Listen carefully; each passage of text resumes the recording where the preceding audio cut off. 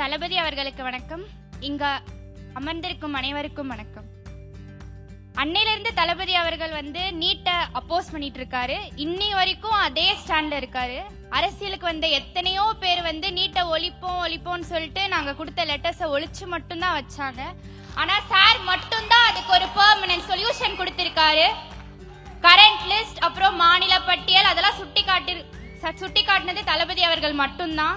எங்களை எல்லாரும் ஒரு அரசியலா பார்த்தப்போ தளபதி அவர்கள் மட்டும்தான் எங்களை ஒரு உணர்வா பார்த்தாரு. இன்னைக்கு கூட அவரோட ஸ்பீச் ஆரம்பிக்கும் போது நீட் மட்டும் உலகம் இல்லை அப்படின்னு சொல்லிட்டு தான் ஒரு மோட்டிவேஷனா அவரோட ஸ்பீச்சே ஸ்டார்ட் பண்ணாரு.